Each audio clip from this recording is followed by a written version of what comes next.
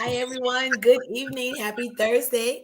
Welcome to another episode of Veganish with your host, Dr. Monique. I'm Dr. Monique, the physician in the kitchen, board certified family physician.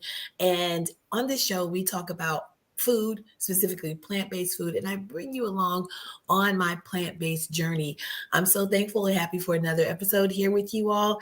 And Mr. Ellis, 2 weeks to go until the big. Woo! Woo! Can Five, you five believe it? pounds. 5 pounds. We about to, no. No, we're not gonna claim that. We're not gonna claim that. That's what we are doing this week. We start last week. If you were on with us last week, we were talking about swapping out, right? Making some healthier Mhm. choices for the traditional, the turkey and the dressing and the candied yams. So we're getting that mindset together, right? Remember, we've talked before about how success, whatever it is you're trying to accomplish. Here we're talking about eating healthier. That starts as a mindset change. So we're gonna claim victory over those dietary demons during the holiday season. We're going to do our best. How about that? We, we're gonna do it. So before we get into that though, because we've got a nice follow-up to last week for you. Super excited to share with you all kind of how to put some of that stuff we talked about last week into motion. But before we do that, you know how we do here. We ask you to rep your city. Let us know where you are tuning in from. Not only that, tap somebody on the shoulder, say, hey, come on in this house and fellowship with us. We are talking. So we've got Toledo, Ohio, Metro Atlanta, Georgia, Plymouth, North Carolina. Okay. WDC, Washington, D.C. Okay. So thank you all so much for tuning in. So, last week I came to you all, I was near Phoenix, Arizona. So got some time to get away with my friends. It was wonderful. So getting ready for this holiday season. And, again, just want to encourage you to take some time to center, to settle, unplug, because this can be a pretty hectic and stressful time of year, and blink, right, and you missed it.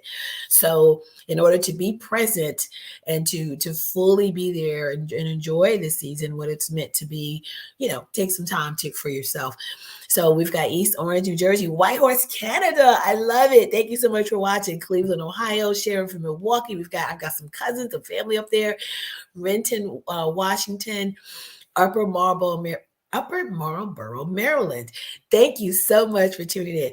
So, Mr. Ellis, Washington State. We haven't had Washington State and Canada have been new for us. This is new. So shout out to y'all. Real talk. Welcome, Dallas, Texas. I love it. Thank you all so much. The word is getting out there. So last week, if you missed it, it's okay. We're going to tell you what you missed. So, as we said, Thanksgiving is 2 weeks away. I cannot believe it. My mom was asking me today, have you thought out what you're going to make? I'm like, no, Mom. I'm like, I did do my collard greens. My collard greens are done. They're in the freezer. I did a sweet potato bisque. That's done. But other than that, no. But last week we talked about, like I said, how to swap out to do some healthier options. So this week, we're going to talk about what that plate should look like. We're going to fix your plate for Thanksgiving. So how does that sound, Mr. Ellis? You want to get into that? Yeah, look, I'm looking forward to it because I promise you, I was a terrible plate fixer at Thanksgiving because I would get the biggest plate. And it would be carb heavy. I'd be in a carb coma. Between the tryptophan and the turkey and all the carbs, that was such a great nap. I was about to say night. Yeah, but yeah, only anesthesiologist can make you sleep better after that. We're gonna talk about that because you are not alone, Ellis. You are not alone. How many of us get that plate and just pile it on? I've here recently in years past, I just do a spoonful. If I'm gonna get something, it's just a spoonful. Sometimes that helps me from going back to get a second plate. Sometimes not, because it's the kind of thing where you're like, well, I'm only going to eat this like one time a year. Like this is, so you make excuses and you negotiate with yourself. But what we're going to talk about today is fixing a healthy plate, and we've talked about this before on the show. But we want to kind of this is the holiday version Mhm. Edition. I see Houston, Texas has joined us. Thank you for coming in. And Petra says she loves us. We love you back. So this week, and I'm going to have my lovely assistant put up the graphic of a healthy plate. So uh, Wrong graphic.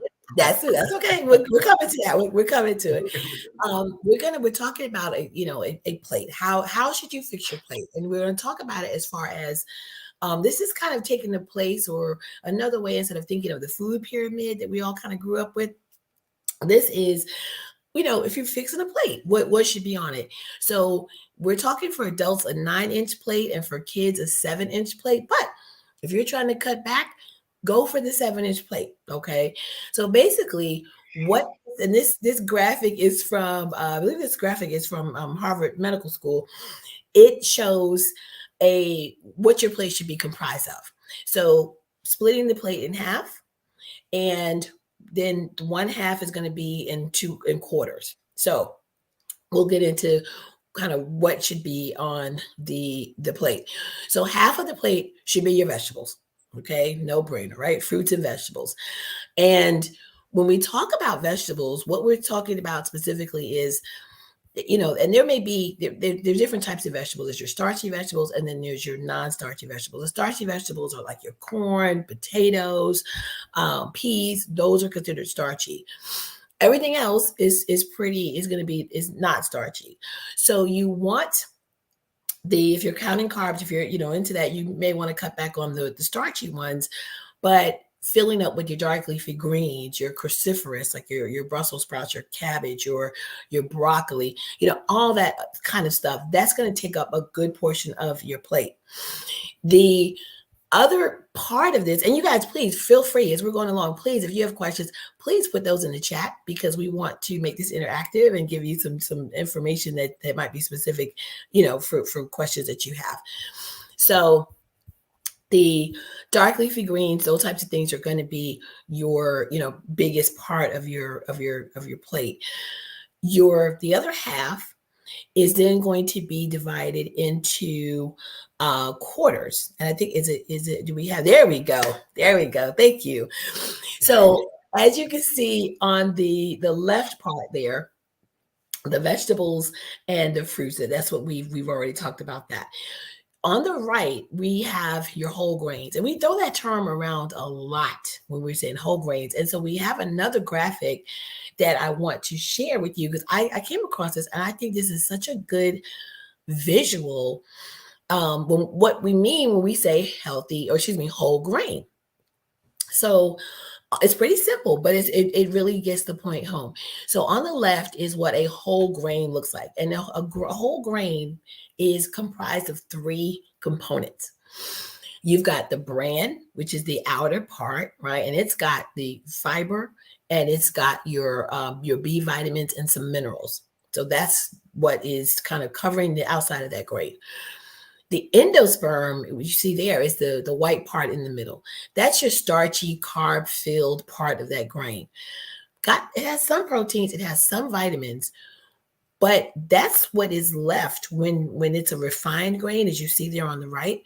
So they've stripped away that bran, and then they've stripped away the germ, which is the innermost part of that grain. And that is packed with your B vitamins, vitamin E, fats, your healthy fats, and phytochemicals. We've talked about when you eat the rainbow and you get all these different phytochemicals, all the different colors. That's what's in that grain, in the germ.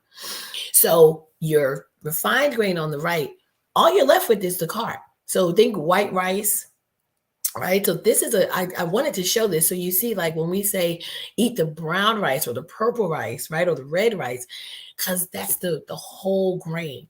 So that's going to be about a quarter of your plate. So I want to stop here though and just get some feedback. Like, what do you think about this graphic? Like, what is this? Does it speak to you? Does it kind of make sense what we're saying when we talk Well, about unless we know where the flavor is in the grain. Okay, it's in that endosperm, and it's if they in strip it out the other thing. Well, I'm gonna push back a little bit on that. I don't know if the flavor is in there. It's what we've, a lot of us are accustomed to. But I Mhm. would argue that the whole grain is actually more flavorful. It's actually particularly rice. Brown rice, purple rice. It has a nuttier taste. It's got more complex flavors, and the longer you cook it, the more tender it gets. I personally think you're going to get more flavor with that. But so this is what we mean by whole grain. Then of course it's going to be like your barley, quinoa, oats, brown rice, whichever you prefer, and or whatever products are made from those. So like your whole wheat pasta, your whole wheat bread, things like that. Does Um, black rice count? Barbara's asking that. Black rice. I don't know if I'm familiar with black rice. If it's a form of brown rice, then I would say yes. I don't think I've ever seen black.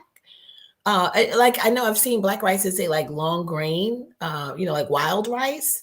So I would imagine some of those grains are black, but it's very flavorful. I will have to check that out. Yeah, people in the chat room are liking they're digging the They black they rice. like the black rice. I'm gonna have to find it. Yeah, I'm thinking it's like a wild rice. If so, then yes, definitely. Basically anything that's not processed. Yeah. So white, and that pretty much just leaves white rice. That's why we always talk about white rice, white bread, white pastas, because those have been highly processed and refined.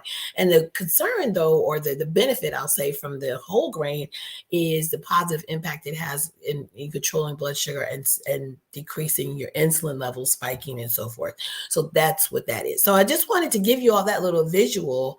It's wild rice. Okay, yeah. So yes, wild rice would count. Um, so I'm pro black rice. I will have to get some of that. I like a purple. I eat purple rice. But I don't think I've ever had black rice. So I'm gonna have to look for that. Um, would that include couscous? Excellent question. Couscous is actually not a grain. Couscous is actually it's a pasta. It's pasta. So yeah, so people get, and I think they think couscous quinoa, and they get those two mixed up, but couscous is actually is not the same. So I guess you would want to get, you probably could get whole grain couscous. It's rare. I don't know if Israeli couscous is whole grain or not, but that's different. But great question. So that's going to be is yellow rice bad for you? You guys are bringing the questions. Yellow rice is it's I'm basically yeah, saffron. saffron. I'm about to say, Saffron, yeah, saffron saffron. added. White rice saffron's been added to it, and Exactly, that causes the yellowing color. exactly. Saffron is very expensive. If you ever try to buy saffron on its own, it's not cheap. It's it's a very Yeah, distinct, and it's very powerful. So you don't need a lot of it. But in terms of, so you're really just eating kind of white rice with an herb that's been cooked into it. So exactly. got to be careful with the yellow rice. So to answer your question, I would probably say no, because if it's white rice. Now, if it's whole grain yellow rice, then no. And you can make any rice yellow by adding, turmeric to it too, right? Which is much cheaper than real saffron. So as he said. So that's going to be, if you don't mind, Ellis, now putting back up the plate graphic. So our grains, our carbs are going to be recommended to be about a quarter of the plate. This fourth quarter, quote unquote, or other quarter, is your protein, right? And we've talked on here about how can Mm. vegans or plant-based people get enough protein? Lots and lots of ways. In this way, you would fill in with your legumes, your seitan, your tofu, your nuts and seeds. If you wanted to have those, of course, if you're a meat eater, you would include your lean cuts of meat. Earring just took a jump. Lean cuts of meat or salmon, things like that. But purely plant based, you have a lot of options to be able to get adequate protein there. I do want to say a word about beans, because sometimes the question comes up, well, where do beans fit in? Where would they be on this plate? The beans are interesting because they actually they're technically a fruit. If you ask a botanist what a bean is as a legume, they're going to tell you it's a fruit. We tend to sometimes lump it with vegetables, Yeah. but I would say put it in the protein section, because you're going to get a lot of protein from your legumes, which are beans and lentils and things like that. Um, so you see, we've got some questions. Or get ready, a 2 ounce bag for $8. Is that the saffron or the yellow rice? I'm not sure what that's referring to. And then a South Carolina gold rice. Yeah, that Carolina Gold. If part of that documentary that they did on Netflix, where the brother talked about African influences on Yeah. American cuisine. High on the Hog. Sorry, my mind was blank Oh on the yeah. song. High on Uh-huh. the Hog. They talk about that Carolina Gold. It was brought over from Africa, and the enslaved persons in South Carolina really cultivated it. And then after emancipation and the slaves left South Carolina, it almost was lost.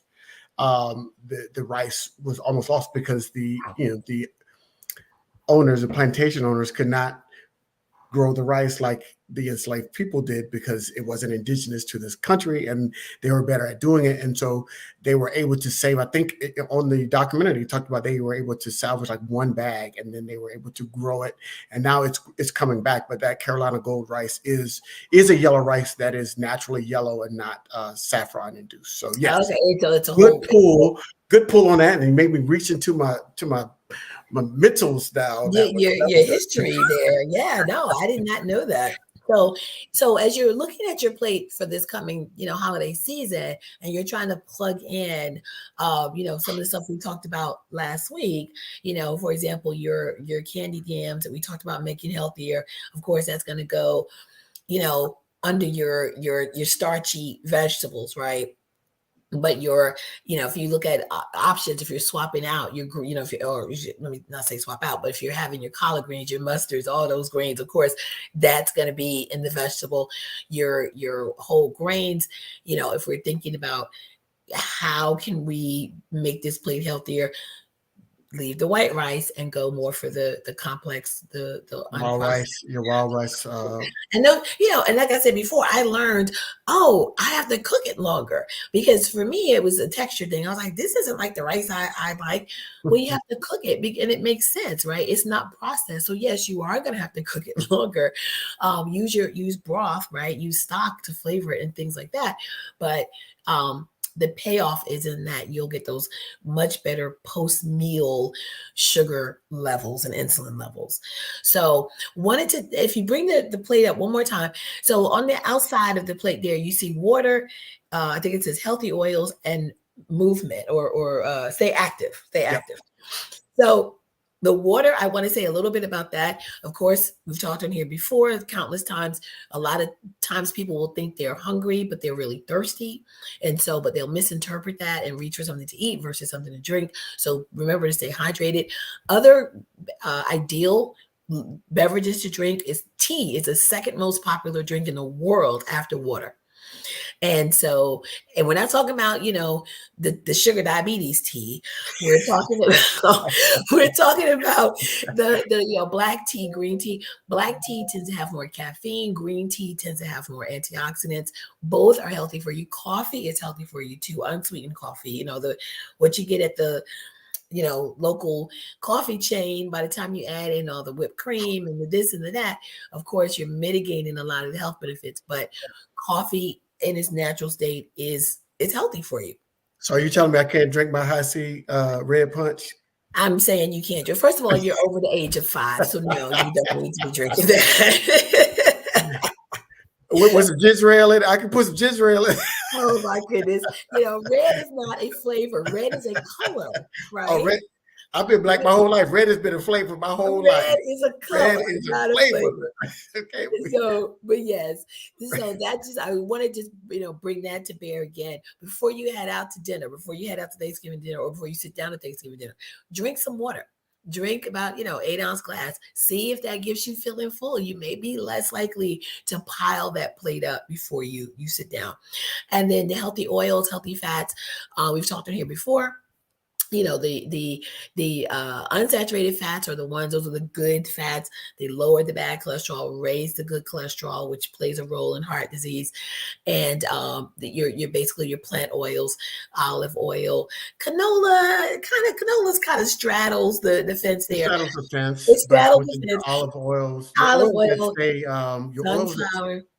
the oils that stay liquid at room temperature. So if Exactly. it hardens at room temperature, like bacon grease or That's what like it's meat doing in grease, your arteries. that's what it's doing in your arteries. So stay away from anything that hardens at room temperature. Yep. Olive oil is probably your best bet in terms of those oils, but canola is okay. I mean, for It's okay. You've got a lot of choices though, because with different nuts, avocado oil, but then you also have, almond oil, uh, walnut oil. I mean, there's lots of different oils out there, and depending on what you're peanut using. oil is used a lot, but it's Yeah, allergies. So but it people have can lots be for people with allergies. It can be yeah. concerning, definitely. So that's there, and then of course you want to have some saturated fats, but not a lot because saturated fats do increase heart disease risk, and they're found in things like milk, meat, butter, cheese, ice cream. So keep those to a minimum. Coconut oil, which is healthier, but it is higher in saturated fat. So that's one of the plant-based oils that you want to use in a kind of a moderate or low amount because of the high saturated fat content. And then the last thing I want to talk about before our time is grapeseed oil. Yes, grapeseed oil is what. Thank you. I was trying to remember one of the other ones. Grapeseed oil, and if I remember correctly, grapeseed oil has a higher smoke point, which means basically you can cook at higher temperatures Mhm. and before it starts to smoke. You wouldn't want to do that with an olive oil. No. You want to keep that at a lower or at a lower heat. But things like avocado oil, grapeseed oil, you can push those. And coconut oil, you can cook at higher temperatures. Um, and then last but not least, of course, get active, stay active. After dinner, if you're in the part of the country where the weather is reasonable, go for a walk, right? Before you sit down and watch who's playing? Is it the Cowboys and the Giants? Go Giants. Before you watch one of the three games on TV that day, go for a walk. And don't just, sit out and pass out. I know it's hard. I know that's what we're used to. But if we're trying to make, better changes or better choices and really see some significant changes, it does require changing some of those behaviors, right? Um, So we got some. So I think we've got some. We gave out some really good tips. So I'm just going to summarize them real quick, and we're going to get to our special guest, and we're going to be bringing mhm. on here at the end of the program. But number one is change your plate size, right? So we go from that 9-inch plate to the 7-inch plate. That will help you reduce your portion sizes. Number two, you see the healthy eating plate on the screen. We should have more vegetables, fruits, whole grains. So switch from the white rice to the wild rice, the black rice. We talked about black rice tonight, Carolina Gold, but all of those rices that have that entire whole grain, and we had a nice diagram there that has the bran, the germ, and the endosperm, and not stripped down. So we talked about that. Talked about drinking water and tea as our beverage of choice instead of one of my personal favorites, which is the high C Kool-Aid or the Hawaiian Punch with some ginger ale in it. Can't do that anymore because it's all like it's got diabetes and all that stuff you got to deal with. But water and tea are your choices and your options in terms of your beverages, and then ultimately using the better oils, right? The olive oils, the grape oils, those things like that don't harden up at room temperature. Got to get away from that, even though it adds deliciousness flavor to some of the food. I understand that. And if you're old school like me, you still got it's hard to break that habit of putting your bacon drippings in the coffee mug and putting them in the refrigerator. But don't use that stuff. It hardens in the arteries. And so we're trying to eat healthier. And then finally, take that walk. After you eat that from that 7-inch plate, take a walk, helps your body digest, and you get that food going, get the body moving instead of sitting down and just vegging out and watching the game. So those are some great tips, Doc, for Yeah. healthy breads or desserts. Oh, Water. I, let me just I just want to say just one thing real quick. I just real quick looked up black rice. It's also known as purple rice. So that's how I know it is purple rice. You all are calling it black rice. Same thing. Healthy breads and desserts. Basically anything that's going to be made with swapping out eggs, using some of the egg replacements we've talked about on here before, using plant butters or oils, things like that. Lower sugar content. You can make pretty much anything healthier by whatever your ingredients are. But we've got a special guest that we want to get to. So Yes. go ahead, let's take it away.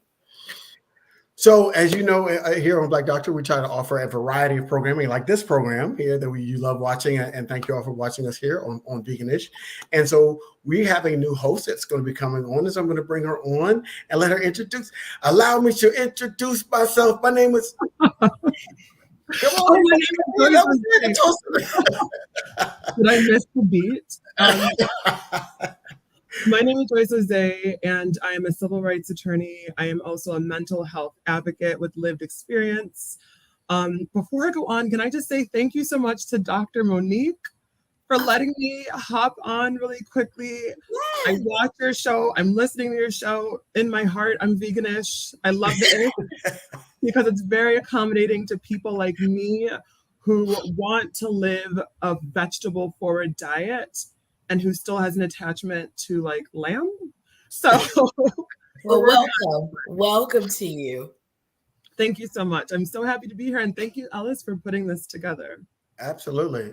We like having you on because we like to have people that are veganish on the program. And Dr. Monique, I got one more question for you because I was thinking about when we were talking about the proteins on the plate.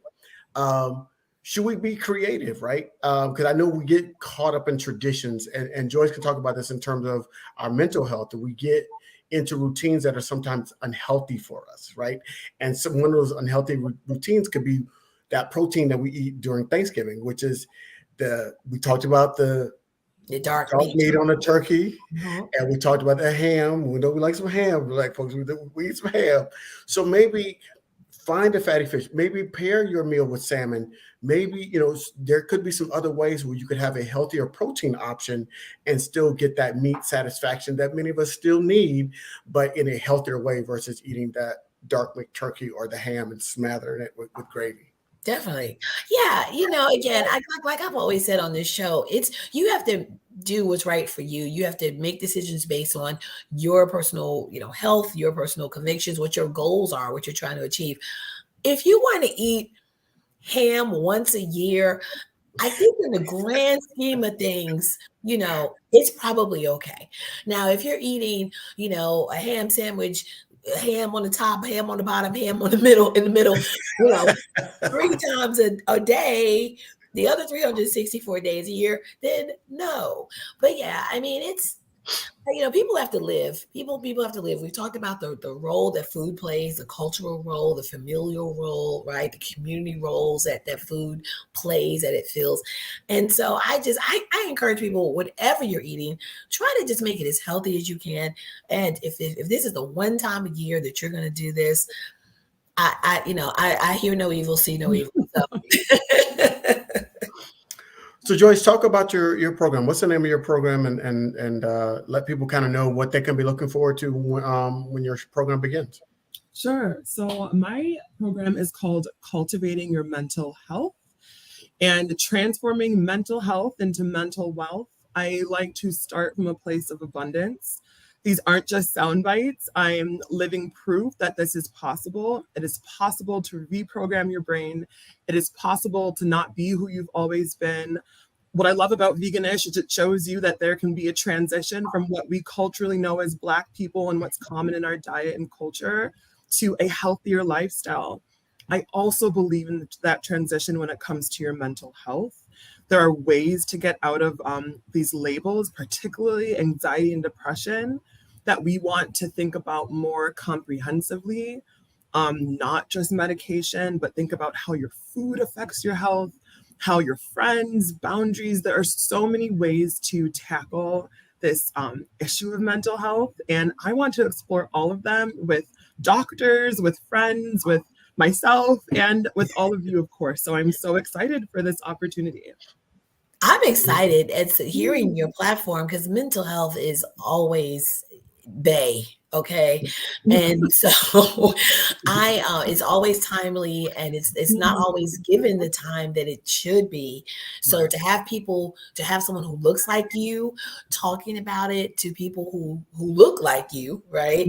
I think that's so key because we know that, in certain communities, in our communities, we don't always talk about the mental health issues that people have in the family, and not talking about it doesn't make it go away. So I applaud you, and I look look forward to you using your platform, your voice on this platform, to bring awareness that is so crucial. We'll have to do a show. I did a blog a couple of years ago during the height of COVID about foods that help boost your mood. So I come on and talk about that. So yeah. I would love that. I would be so honored that you're even saying that. But that's exactly it. There are so many ways to attack this issue and to just get to a place of mental abundance and wellness in the Black community. And I'm excited to explore it all. Awesome. Absolutely. And I'll just say as we're wrapping up here, is that I love the fact that you're not a psychiatrist, right? Because we can have some real conversation to talk about how, and not that psychologists and psychiatrists don't it, but we're going to approach, your show is going to approach it from a non-practitioner way, right? And so we're going to talk about those real life scenarios that we deal with. Toxic friends, how do you get rid of them? How do you identify that toxic friend? And how do you get rid of about your life, right? Are you the toxic friend, right? Are you the toxic friend? Accountability. Right? Accountability is good for your mental health. Yeah. And also I practiced disability rights law for around 4 years. And what does mental health in the workplace look like? What are your rights under the law? How do you get a reasonable accommodation from your doctor? There is just so much to unpack here. So yeah, I'm really looking forward to it. No, this is going to be fantastic. So, awesome. So y'all, we got 2 weeks of Thanksgiving. I can't believe it. 2 weeks from today. Get your mind right. Get your stomach right. Get your stomach right. And like Joyce said, she talked about mental health and mind. One of my first shows, I talked about mindset. Making changes requires a mindset. So it's all connected. It's also, start now. Start plan your holiday eating now. Don't just be like get in the middle and be like, oh wait, that looks good. That looks good. Have a plan of attack. Have a game plan so that January 1st, you're not like, oh God, what did I just do? You're afraid to look yourself in the mirror because what you did during the holidays, right? So know your triggers.